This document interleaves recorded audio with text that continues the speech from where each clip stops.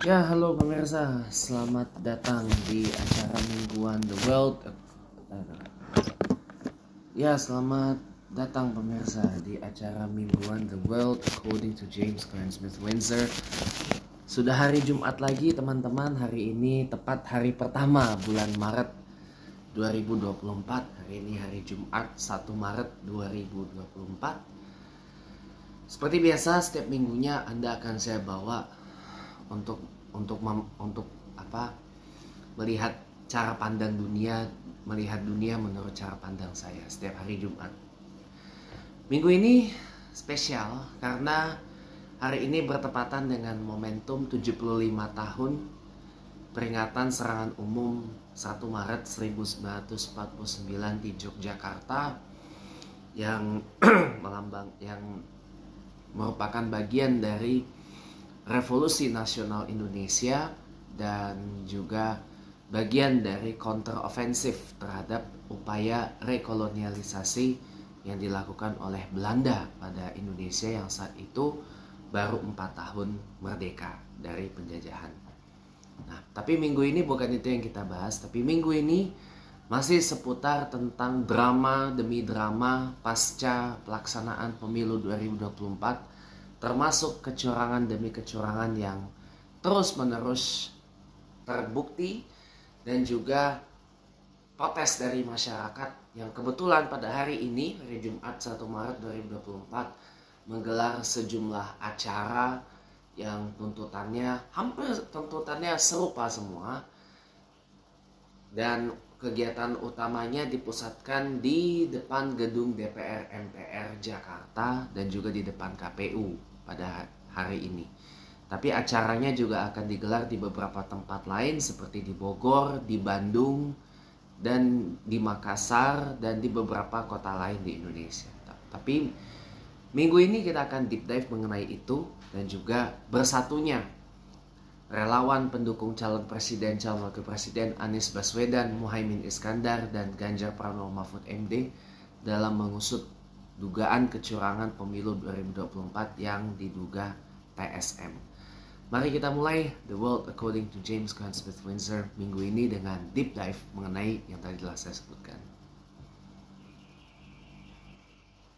Seperti yang kita tahu, pemilu presiden 2024 sudah hampir 1 bulan kita lewati. Sudah hampir 3 minggu yang lalu Pilpres 2024 sudah kita gelar pada tanggal 14 Februari 2024, dan hasilnya large number atau banyak pihak yang menuding bahwa pelaksanaan Pilpres 2024 ini syarat dengan kecurangan yang TSM. Karena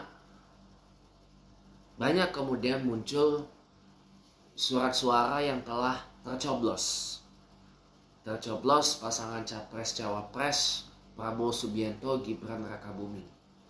Ditambah lagi juga dengan adanya penggelembungan suara, vote bubbling, dan ditambah lagi ada sejumlah caleg yang mengeluh suaranya kok mendadak hilang dan suaranya dimaling atau dicuri untuk dipindah ke partai lain.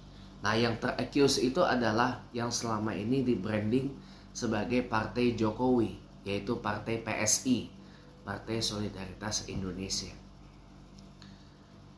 Nah, pada hari Kamis kemarin tanggal 28 Februari 2024 bertempat di Mabes Gerakan Bhinneka Nasionalis di daerah Karet, Tanah Abang, Jakarta Selatan, kumpulan relawan pendukung Anies Muhaimin nomor 1 dan kumpulan relawan Ganjar Mahfud nomor 3 itu bersatu, berkumpul dan mengeluarkan pernyataan sikap ihwal kecurangan pemilu 2024 yang dibacakan oleh kawan saya Marlin Bato mewakili pendukung Ganjar Mahfud, dan Ibu Pritasari yang mewakili pendukung Anies Muhaimin. Dan di situ juga hadir inisiatornya Pak Wilson, inisiator dari pihak Anies Muhaimin, dan juga politisi Partai Perindo Bani Raja Malau, ya, yang juga beliau adalah caleg dari di dapil saya, dapil Jakarta 2 dari Partai Perindo, ya, juga hadir mewakili Ganjar Mahfud di GBN tersebut. Dan tuntutannya sama banget kok dengan apa yang menjadi tuntutan pada acara-acara yang akan digelar pada hari ini mulai pukul 11 pagi waktu Indonesia Barat sampai selesai. Karena ada banyak acaranya, bukan hanya yang ada di depan gedung DPR MPR saja yang bertajuk Gerakan Masyarakat 0103. Tetapi ada juga nanti dilanjutkan dengan acara yang dihadiri tokoh-tokoh ternama seperti Dr. Said Didu, Dr. Egy Sujana, Dr. Jumhur Hidayat yang pernah satu panggung dengan saya waktu acara bela Palestina di Monas beberapa waktu yang lalu pada saat saya berorasi, ya. Pernah satu panggung dengan saya, Dr. Jumhur Hidayat. Ada juga beberapa tokoh lain yang dijadwalkan hadir pada acara nanti siang di DPR MPR jam 1:30 atau pukul 13.30 waktu Indonesia Barat nanti acaranya. Melanjutkan dari Gema 0103 yang mulai pukul 11.00 waktu Indonesia Barat. Dan nanti sorenya berlanjut lagi lewat acara Karam Demokrasi, Koalisi Rakyat Menggugat Demokrasi, pada pukul 3 sore atau pukul 15.00 waktu Indonesia Barat di depan gedung KPU di Jakarta Pusat, di Menteng. Tuntutannya sama semua. Dan juga acaranya tidak hanya digelar di Jakarta, tetapi juga acaranya juga digelar di beberapa kota-kota lain di Indonesia. Tuntutannya sama kok. Yang pertama adalah gelaran Pilpres 2024 diulang, atau bahasa yang populer yang saya populerkan ini adalah election recall, ya, merujuk pada istilah pemilihan ulang gubernur California pada tahun 2021 atau Californian Gubernatorial Election Recall yang dimenangkan oleh gubernur petahana California Gavin Newsom dari Partai Demokrat.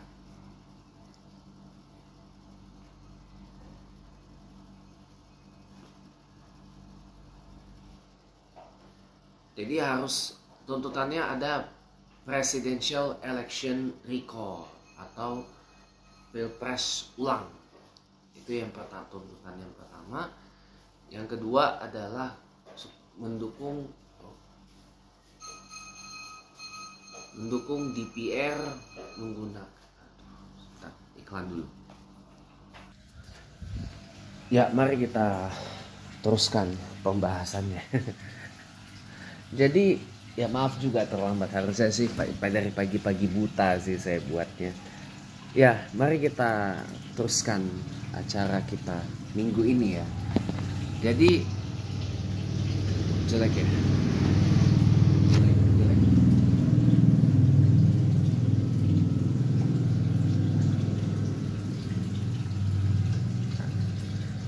Kayak gini aja. Jadi tuntutannya tuh sama semua. Yang pertama adalah pemilihan presiden ini diulang atau di recall atau di rerun atau pokoknya diulang. Yang kedua adalah diskualifikasi pasangan capres-cawapres nomor 2 atau 02 Prabowo Subianto Gibran Rakabuming. Dan Pilpres ulang ini hanya mempertandingkan Anies Muhaimin nomor 1 atau 01 dan Ganjar Mahfud nomor 3 atau 03.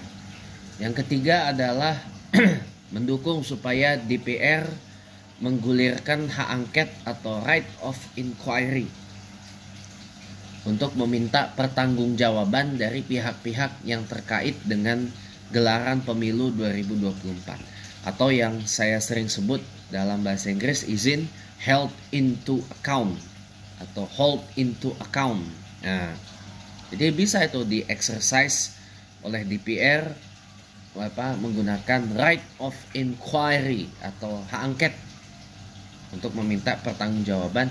Dan bukan tidak mungkin juga yang namanya Presiden Jokowi itu akan dimintai pertanggungjawabannya atau akan juga dimintakan held into account, dan bisa berujung sanksi pidana juga, sanksi administratif dan sanksi pidana juga untuk Presiden Jokowi, dan bisa berujung pada tuntutan berikutnya adalah pemakzulan dari Presiden Jokowi atau impeachment.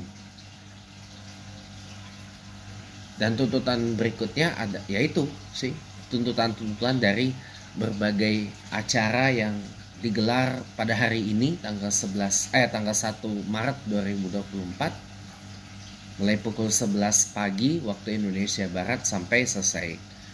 Dan ada lagi satu tuntutannya adalah pemecatan seluruh komisioner Bawaslu, Badan Pengawas Pemilu, dan KPU, Komisi Pemilihan Umum, dan diadakan PSU atau pemilihan suara ulang atau pilpres ulang, atau yang tadi saya sebut izin election recall atau presidential election recall.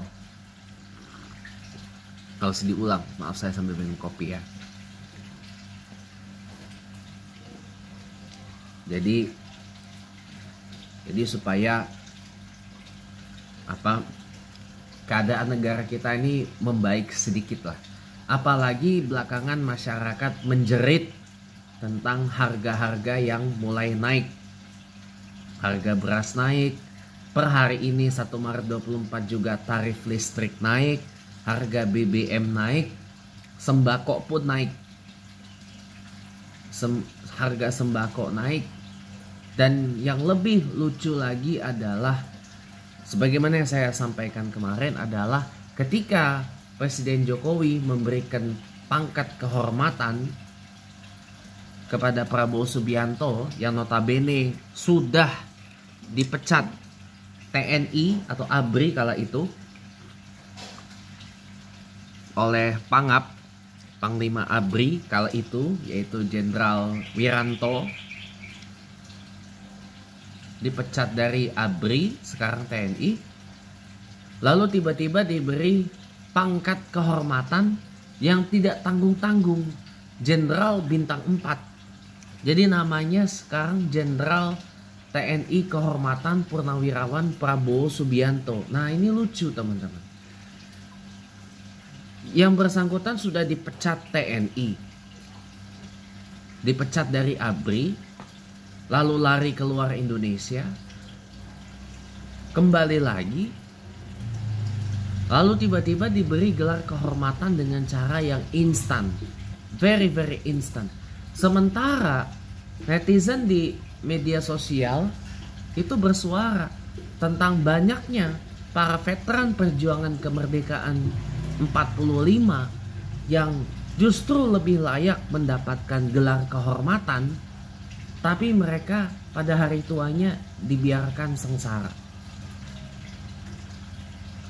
I feel that. Karena kakek saya dari papa atau opung saya kebetulan adalah veteran pejuang kemerdekaan 45. Yang pada masa tuanya ya sengsara, nestapa gitu loh. Sengsara, nestapa yang melahirkan kemudiannya 10 orang anak dan hidup dalam keadaan yang sangat miskin karena tidak dihargai dan tidak dijaga, tidak dipelihara oleh negara. Dan para veteran-veteran itu juga sama, mereka hidup banyak dalam kemiskinan. Mau makan aja mungkin mereka mikir, susah. Para veteran ini harusnya diberikan pangkat kehormatan, gitu loh. Termasuk kakek saya dari papa almarhum, opung saya yang harusnya juga diberikan gelar kehormatan.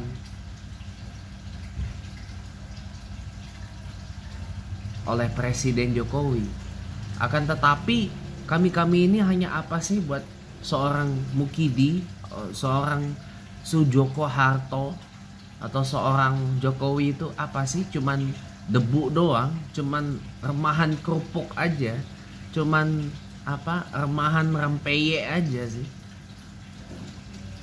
Apalagi yang setiap Kamis itu menggelar acara di depan Istana Merdeka. Udah 17 tahun. Dan itu hanya dianggap remahan kerupuk. Hanya dianggap sebagai recehan doang, acara Kamisan yang digelar di depan istana itu. Istana Merdeka lebih tepatnya. Ini jujur, ada apa sebenarnya dengan negara ini tuh mau dibawa kemana? Ya, dagelan apa gitu loh yang sedang dipertontonkan oleh seorang Jokowi ini. Orangnya sudah dipecat dari TNI, lalu diberikan gelar kehormatan. Dan tidak main-main, jenderal bintang 4.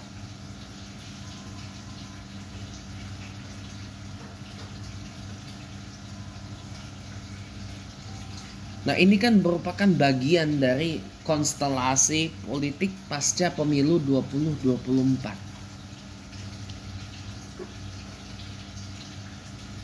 Yang sayangnya banyak orang tidak ngerti, tidak paham akan beginian. Dikatakan oleh Profesor Yusril Iza Mahendra dalam sebuah wawancara di channel YouTube Total Politik, masyarakat Indonesia ini 60% hanya lulusan SD atau hanya lulusan jenjang pendidikan setingkat SD. Kalau boleh saya tambahkan, masih banyak masyarakat kita yang 60%-nya itu hidup di garis kemiskinan. Jadi mereka nggak mengerti apa itu yang namanya good governance, tata pemerintahan yang baik. Mereka nggak mengerti etika dan moral berpolitik, berkenegarawanan itu seperti apa. Statesmanship itu mereka nggak ngerti. Mereka nggak paham. Mereka nggak ngerti apa itu etika politik, apa itu moral politik, apa itu statesmanship, kenegarawanan. Mereka nggak ngerti itu. Otaknya nggak nyampe. Gitu loh. Mereka nggak ngerti yang namanya track record atau rekam jejak. Ditambah lagi ingatan kolektif sebagian besar masyarakat Indonesia itu pendek. Jadinya ya sudahlah, itu udah cerita yang sudah lewat gitu kan. Nggak perlu diingat-ingat lagi. Untuk apa juga diingat-ingat, ya kan? Itu kan cerita yang sudah lewat gitu loh. Ingatan kolektif masyarakat kita itu pendek sekali, tidak panjang. Ditambah lagi yang tadi yang saya sebutkan tadi, akibatnya masyarakat jadi hanya berpikir memilih pemimpin karena diberikan sesuatu. Ya contoh kayak sekarang lah, dikasihkan bansos isinya beras, sembako, ya. Beras, sembako, terus uang berapa rupiah gitu kan. Itu hanya untuk berapa lama doang. Hanya untuk beberapa lama saja, teman-teman. Tidak untuk jangka waktu yang lama. Tidak sampai 5 tahun. Itu pun nanti akan habis. Selanjutnya ketika mereka mau minta bantuan lagi sudah dicampakkan, sudah dibuang ke tempat sampah gitu loh. Ini siapa? Sudah tidak dikenali lagi. Ini siapa? Tidak kenal saya. Nah itu. Itu namanya hipokrit, munafik gitu loh. Tapi apakah 60% masyarakat kita ngerti tentang munafik? Gak banyak yang ngerti. Karena otaknya nggak nyampe. Yang penting mereka dibayar berapa, atau kalau bahasa Jawanya tuh mental wani piro. You berani kasih saya berapa? You berani kasih saya apa? Wani piro, wani opo, berani apa? Berani kasih apa? Atau ada timbal baliknya nggak? Ada feedbacknya nggak? Gua milih lu ngasih gua apa? Gitu. Akibatnya jadi transactional politics atau politik transaksional. Ya karena 60% masyarakat Indonesia ini masih hidup dalam garis kemiskinan dan mereka sangat perlu yang namanya duit. Mereka hanya ngertinya masalah duit dan masalah perut. Masalah kantong dan masalah perut. Mereka nggak peduli akan hal-hal yang sebenarnya substantif banget untuk negara ini. Mereka tuh nggak ngerti, nggak paham. Ditambah lagi masyarakat yang katanya sudah terlanjur pusing dengan persoalan kehidupan, mereka memilih apatis, mereka memilih absen di dalam perkara yang sangat-sangat meminta kita masyarakat untuk pay attention to it. Ya, perkara seperti sekarang ini, pemilu curang, apalagi ada wacana pemakzulan Presiden Jokowi, ada wacana usulan diskualifikasi Prabowo Gibran, hak angket DPR, harga-harga pada naik. Ini kan membutuhkan perhatian masyarakat, membutuhkan perhatian dari kita untuk bersuara lebih lantang. Tapi masih banyak yang diem karena udah terlanjur. Yang pertama karena udah putus asa, yang kedua juga karena udah terpusingkan duluan dengan masalah kehidupan.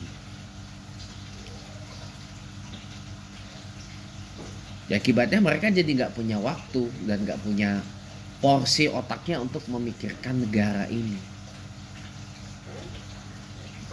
Dan mereka selalu mengatakan, kan sudah ada bagiannya. Betul, tapi kalau tidak ada kita yang mengawasi, kalau kita tidak bertindak sebagai watchdog, ini adalah hal yang sangat memalukan. Ini adalah hal yang sangat-sangat embarrassing. Hal yang sangat-sangat memilukan sebenarnya. Makanya kita harus berani bersuara. Jangan takut gitu loh. Sekarang bagaimana kita mau berani bersuara, orang dikit-dikit suara kita. Atau orang yang apatis itu kadang-kadang membungkam kita gitu loh. Pemirsa, dalam demokrasi itu jelas membutuhkan yang namanya checks and balances, ya. Membutuhkan keseimbangan. Karena kalau semua berada di kekuasaan, ya nggak sehat juga dong. Harus ada yang bertindak sebagai oposan, atau sebagai oposisi di luar pemerintahan, outside of government, outside of power gitu loh.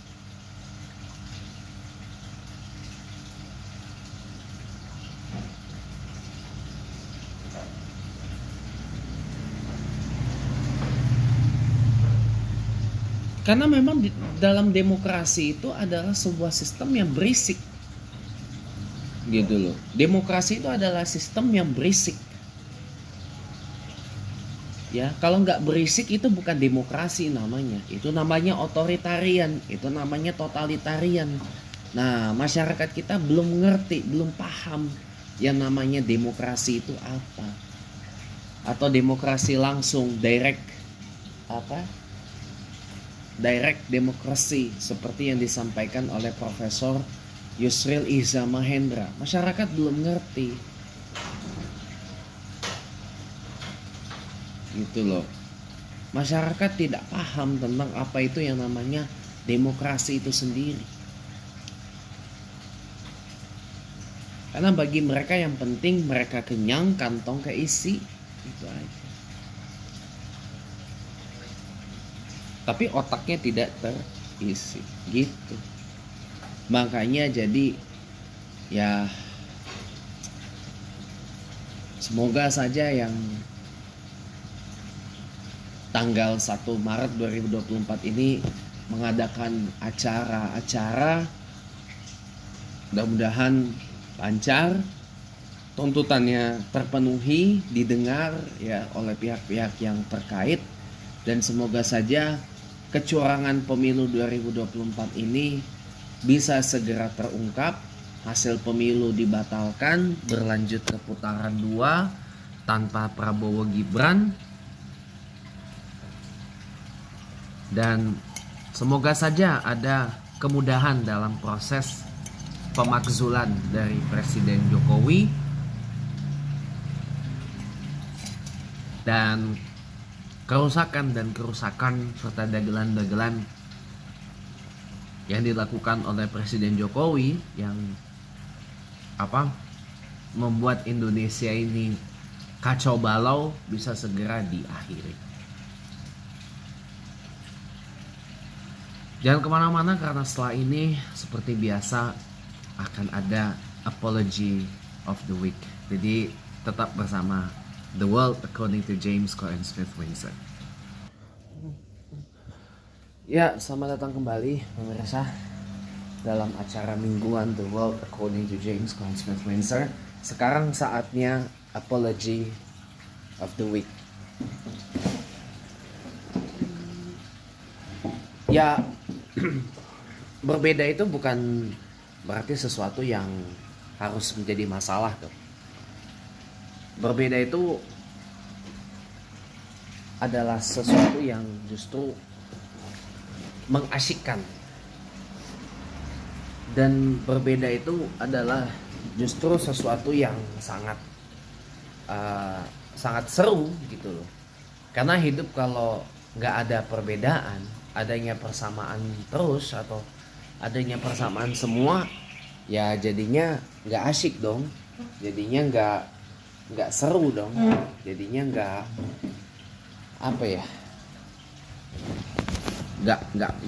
paten dong. Kalau kata anak Medan, nggak paten dong hidup kalau nggak ada perbedaan. Memang perbedaan itu sebenarnya sesuatu yang sungguh mengasyikkan kalau kita dewasa dalam menerima perbedaan itu, dan kita mau membiasakan diri dan terbiasa dengan perbedaan itu. Kadang-kadang saya memiliki banyak perbedaan dengan yang lain, bahkan perbedaannya bisa dibilang distant atau jauh. Sama halnya dengan pandangan saya yang kadang-kadang bisa sangat konservatif. Contoh, kemarin malam ketika saya habis kumandangkan azan sholat isya di Mushola Al-Ikhlas di kantor kepolisian sektor Pesanggerahan, Jakarta Selatan, orang itu pada nggak bergerak ke musola itu setelah azan itu dikumandangkan, malah pada asyik nongkrong di warung.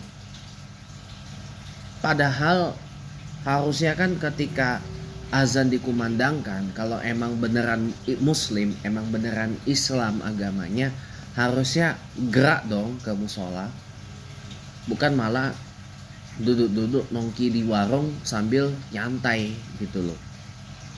Karena saya adalah orang yang sangat konservatif dalam beberapa hal. Contoh seperti ketika sudah masuk waktu sholat, emang udah harus diazanin. Nah, ini yang membuat saya ada ketidaksepahaman dengan salah satu kawan di jamaah tabligh yang mengatakan ya telat 5-10 menit azan gak apa-apalah gitu. Itu saya gak bisa seperti itu. No excuse buat saya.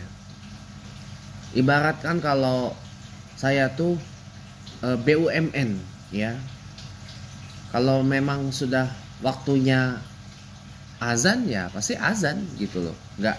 No excuse for delay. Kalau udah masuk waktu sholat ya sholat gitu loh. No excuse for delay, apalagi azan. Ibaratnya tuh saya kalau itu tuh kayak bus Damri atau pesawat Garuda Indonesia yang selalu on time azannya. Iya. Jadi jujur saya paling nggak suka dengan pandangan dari salah satu kawan jamaah tabligh yang mengatakan ya nggak apa-apalah telat azan 5-10 menit, atau mungkin kejadian semalam yang ketika saya nunggu lama banget sampai berapa menit itu, baru ada orang satu datang, dua malah, komatnya nggak pakai toa, nggak pakai mikrofon. Jangan hanya karena sholat Isya itu waktunya panjang sampai habis subuh, lalu kita terlalu nyantai gitu loh. Karena kita terjebak dalam pemahaman ya ya ntar aja lah sekalian sholat malam gitu kan. Sholat malam itu bukan berarti sholat Isyanya kemalaman, tidak. Sholat malam tuh sholat sunnah. Contoh sholat sunnah tahajud, sholat sunnah hajat, sholat sunnah taubat. Sholat sunnah yang dilakukan pada sepertiga malam. Kalau sholat Isya tuh kemalaman, ya itu karena emang males, emang karena molor, emang karena emang sengaja mau dihadkan, mau dihukumi had gitu loh. Padahal memang harusnya on time ya on time gitu loh. Apa susahnya gitu loh, cuman tinggal beranjak dari warung atau beranjak dari rumah, pergi ke masjid, pergi ke musola, ambil air wudhu, sholat itu gak nyampe sejam kok. Apalagi di Indonesia, dalam kurun waktu paling lama mungkin bisa setengah jam kelar. Gak seperti di Masjidil Haram dan Masjid Nabawi, ya sholatnya mungkin lebih dari setengah jam kelar, ya kan? Masih beruntung di Indonesia, sholatnya bisa cepat selesai gitu. Tapi sholat itu bukan masalah cepat atau lama selesainya. Sholat itu tuh kalau kita jiwai, kalau kita nikmati itu rasanya tuh akan enjoy, akan nikmat banget gitu loh. Apalagi kalau sholat Isya, sholat yang orang rawan ngantuk, ya, rawan ngantuk, rawan sibuk, ya kan, rawan ngantuk, rawan sibuk, dan rawan ngantuk karena kan biasanya habis makan malam atau habis pulang beraktivitas, rawan sibuk gitu loh, rawan sibuk juga, entah sibuknya sibuk apa, atau mungkin sibuk dengan tayangan televisi atau sibuk dengan internet, terutama medsos, jadi lupa sholat. Nah, yang rawan itu adalah waktu sholat Isya, sholat subuh sebenarnya yang rawan itu.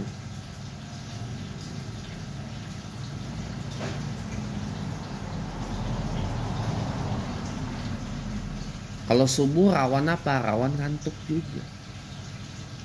Tar aja sholat subuhnya taunya kesiangan gitu loh.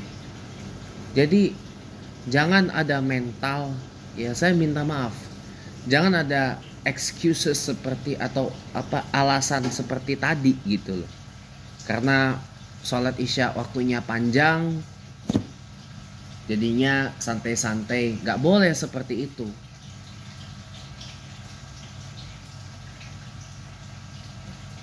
Tidak boleh seperti itu, tidak boleh. Harus tanamkan gitu loh mental seperti di Makkah Madinah. Ketika azan kumandang, berhenti sebentar aktivitas, pergi ke masjid, sholat atau pergi ke musala, sholat berjamaah. Ikut dari takbir pertama sampai salam. Setelah itu udah acara bebas, mau ikut doa berjamaah, zikir doa berjamaah, ya silahkan. Kalau mau langsung cabut juga, ya silahkan gitu loh. Acara bebas setelahnya. Gitu. Tapi kalau bisa, ya ikutlah zikir doa bareng-bareng gitu loh. Ya kan biar didoakan juga, lumayan kan. Iya, itulah kadang-kadang orang itu nggak paham, karena mereka taunya ya sholat aja gitu loh, nggak perlu bertingkah-tingkah ini itu gitu, nggak perlu sampai harus meringik-ringik kayak gini. Dan juga maaf, saya tidak pernah akan setuju dengan pendapat dari salah satu teman jemaah tabligh saya yang mengatakan kalau azan telat 5-10 menit gak apa-apalah gitu. Itu gak boleh teman-teman. Tidak boleh sama sekali. Dosa hukumnya. Kalau sudah masuk waktu sholat, harus disegerakan justru.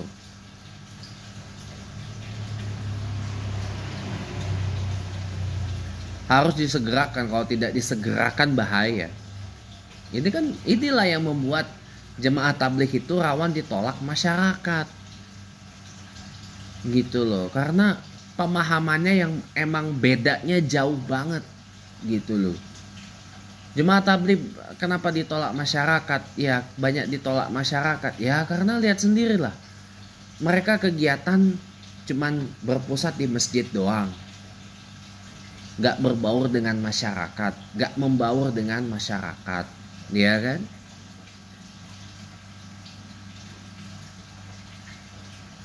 Gak berbaur dengan masyarakat. Sudah itu kalau untuk yang faksi Nizamuddin ya atau Maulana Sa'ad itu kesannya dia itu menguasai masjid dan tinggal di masjid itu lama-lama. Kesannya jadi kayak ngerebut masjid gitu loh. Itu kalau yang faksi Nizamuddin. Kalau yang faksi Syuro Alam yang saya sering kunjungi ini itu beda lagi. Itu masih ada tertib dakwahnya. 3 hari di masjid ini kemudian pindah lagi. Kalau yang khurujnya jauh gitu. Tapi apa ya? Akan lebih baik kalau misalkan nih khuruj kita tinggalkan sesuatu untuk keluarga kita jauh lebih munasabah sebenarnya ketimbang nggak sama sekali gitu. Dan juga dalam berdakwah itu harus ada ilmunya, nggak hanya merujuk pada kitab Fadoil Amal, Fadilah Amal, enggak, atau Fadoil Sodakoh, enggak. Kitab-kitab lain itu juga harus dipelajari. Contoh kayak kitab Syama'il, kitab Sirah Nabawiyah, kitab macam-macam banyak. Termasuk kitab-kitab fikih kayak Kitabil kitab Bulughul Maram, kitab Safinatun Najah, Kitabul Hikam yang tasawuf itu, kitab Ihya Ulumuddin, dan banyak lagi kitab. Itu juga harus dipelajari. Dan pakaiannya juga pakaian mbok yang rapih gitu loh, mbok yang cakep gitu loh, mbok yang enak dipandang, enak dilihat gitu loh. Jangan pakaian yang ngadi-ngadi kayak gitu. Itulah yang juga membuat masyarakat nolak mereka. Ditambah juga adanya asosiasi dengan yang begituan. Ya sebut aja ekstremis, radikal, teroris gitu kan ya. Itu makanya kadang-kadang ya mohon maaf saya sekali lagi mengatakan saya dalam beberapa hal tidak sejalan dengan jemaah tabligh itu, tapi karena saya masih ada empati dan simpati kepada mereka ya saya juga hanya simpatisan aja gitu. Tetapi sungguh sebenarnya ada di dalam mereka yang harus diperbaiki, dari mulai dakwahnya, rujukan ilmunya, dan pola pemahaman harus pergi ke India, Pakistan, Bangladesh maksimal 4 bulan. Itu juga harus dibetulkan. Banyak yang harus dibetulkan sebenarnya. Tetapi secara ini sudah bagus, tapi saya pikir banyak yang perlu diperbaiki dari jemaah tabligh itu sendiri. Karena kalau enggak saya khawatir ketika mereka berdakwah di masyarakat yang masih awam atau mungkin masyarakat yang seperti di tempat saya tinggal ini di perumahan Bui Bintaro Permai, Pesanggerahan, Jakarta Selatan, dan seberangannya Kampung Kebon Kopi, Tangerang Selatan, Banten, itu takutnya ada memang yang welcome ada, tetapi ada juga masjid yang banyak banget persyaratan hingga cenderung menolak mereka.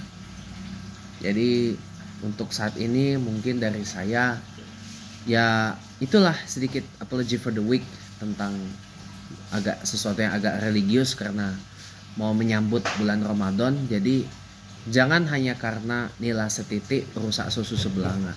Jangan hanya karena mentang-mentang waktu sholat isya tuh panjang jadinya kita santai-santai, atau mungkin jangan hanya karena fokus pada amalan tabligiyah, azan jadi ngaret. Itu saya jujur gak setuju. Sekian The World According to James Cohen Smith Windsor minggu ini. Kita jumpa lagi minggu depan.